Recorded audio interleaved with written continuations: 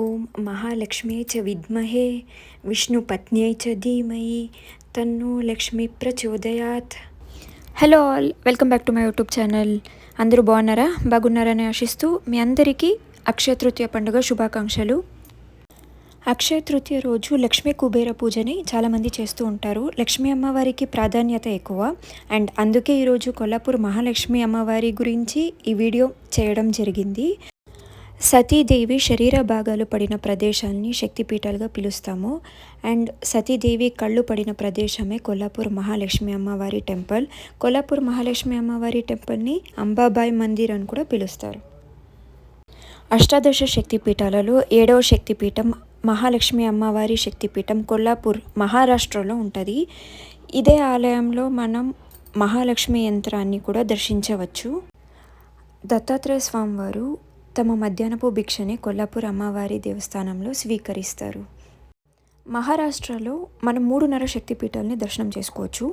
మొదటిది కొల్లాపూర్ మహాలక్ష్మి అమ్మవారి ఆలయం, రెండోది తుళజాభవాని అమ్మవారి ఆలయం తుళజాపూర్, మూడవది ఏకవీరిక అమ్మవారి ఆలయం మాహూర్గఢ్ అండ్ సప్తశృంగి అమ్మవారి ఆలయం నాసిక్. మేము పండ్రాపూర్ అలాగే తుళజాపూర్ దర్శనం చేసుకున్నప్పుడు కొల్లాపూర్ మహాలక్ష్మి అమ్మవారి ఆలయానికి కూడా వెళ్ళాము. అండ్ ఆ రోజు ఒక విశేషం జరిగింది. సూర్యరశ్మి అమ్మవారి మీద పడే ఒక విశేషమైన రోజు అది. అండ్ ఆ రోజు మేము అక్కడ ఉండడం మా పూర్వజన్మ సుకృతం అని చెప్పాలి. అండ్ ఆ క్లిప్ నేను ఈ రోజు వరకు వేచి ఉంచి అక్షయ తృతీయ రోజు మీ అందరితో షేర్ చేసుకుందామని డిసైడ్ అయ్యి ఈరోజు ఈ వీడియో పెడుతున్నాను. అండ్ ఐ హోప్ మీరందరూ కూడాను చూసి తరిస్తారని అనుకుంటున్నా. కొల్లాపూర్ పండ్రాపూర్ నుండి అరౌండ్ 185 కిలోమీటర్స్ దూరంలో ఉంటుంది. తిరుపతి నుండి కొల్లాపూర్కి, కొల్లాపూర్ నుండి తిరుపతికి కనెక్టింగ్ ట్రైన్స్ నేటికి కూడా రన్ అవుతూ ఉన్నాయి.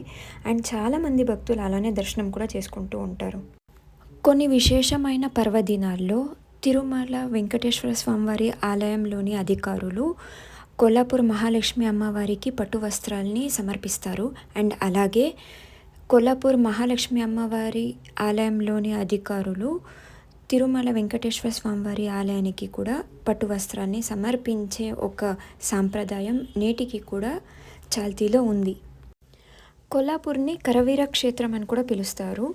కొల్లాపూర్ మహాలక్ష్మి అమ్మవారు చాలామంది కుటుంబాలకి కులదైవం కూడా అవును. కొల్లాపూర్ మహాలక్ష్మి అమ్మవారి ఆలయంలో కిరణోత్సవం, లలితా పంచమి అలాగే దేవి నవరాత్రుల్ని జరుపుకుంటారు. ఛత్రపతి శివాజీ మహారాజ్ అలాగే సంభాజీ మహారాజ్ చాలా ఏళ్ళు కొల్లాపూర్ని ఏలారని చరిత్రలు చెప్తాయి. అంబాబాయి మందిర్ లేదా కొల్లాపూర్ మహాలక్ష్మి అమ్మవారి ఆలయాన్ని చాళుక్య రాజులు కట్టించారు. దాని తర్వాత వచ్చిన రాజులు ఇంప్రూవైజేషన్స్ని చేశారు. అండ్ ఇది ఇవాటి వ్లాగ్.